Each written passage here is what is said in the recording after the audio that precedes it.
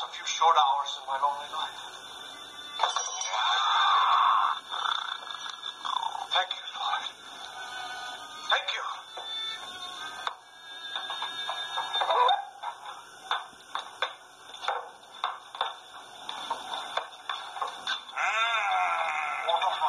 Don't speak. Don't speak. Don't say a word. Oh, my joy and my prize from heaven. Mother, you must have been the tallest one in your class. My name is Harold, and I live here all alone. What is your name? I didn't get that. No.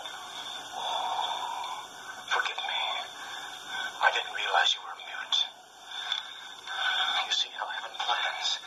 Me, a poor blind man, and you a mute. Incredibly big mute. But your hand is frozen, my child. How does a nice bowl of soup sound to you, huh?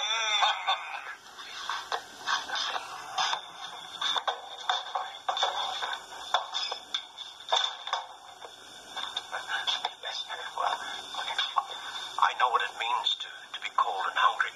Yes, and how much it means to have a little kindness from a stranger. Are you ready for your soup? Hold out your bowl and... Oh, my friend, you don't know what your visit means to me. How long I've waited for the pleasure of another human being. Sometimes in our preoccupation with worldly matters, we tend to forget the simple pleasures. The basis for true happiness. Yes.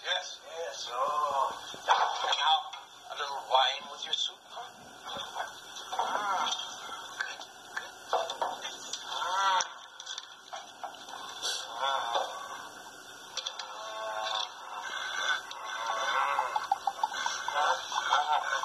Good.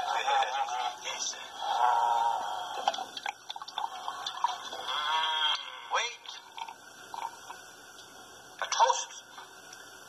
A toast to, yes, long friendship.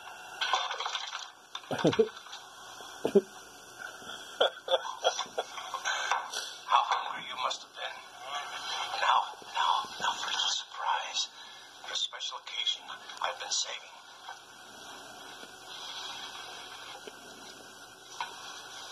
Cigars.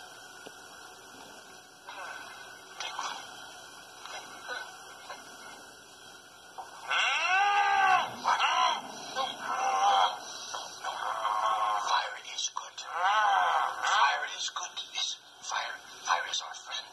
Yes, I'll show you.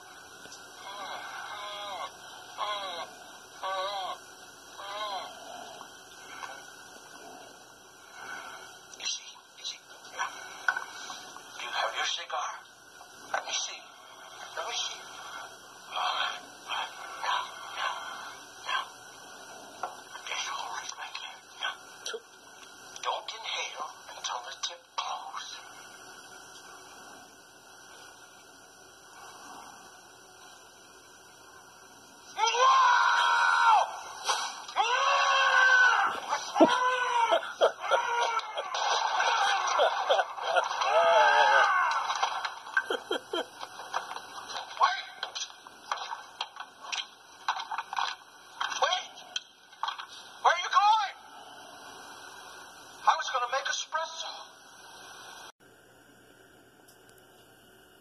Well, good morning, everyone. We need more funny movies like that. It's like 1980 Young Frankenstein.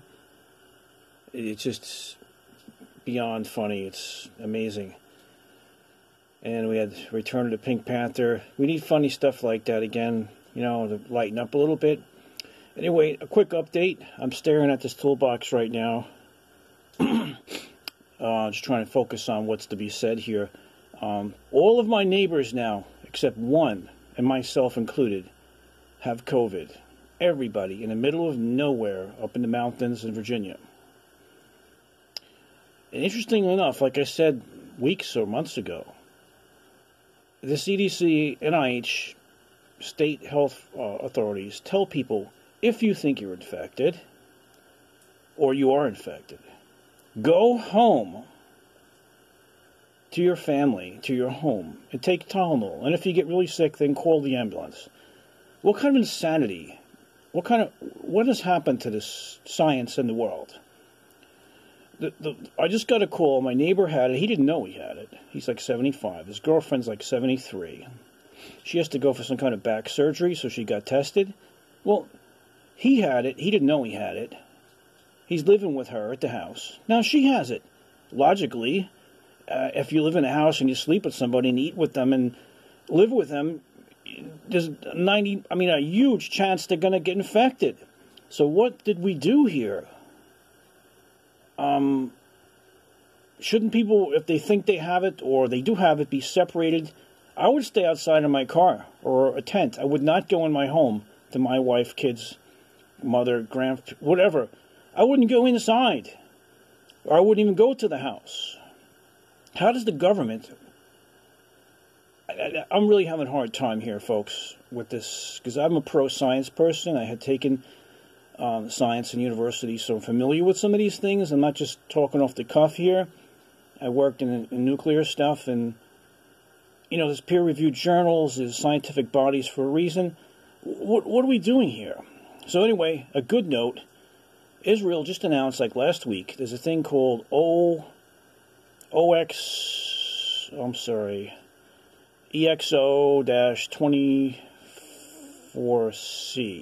So, I'm sorry, EXO-CD24 is a cancer drug that for years they were researching that would affect different things. It turns out it's like 99% effective in people that are in the hospital, like on deathbed, in the last stages of this disease. And it's been 99% effective. People have gone home like crazy in Israel.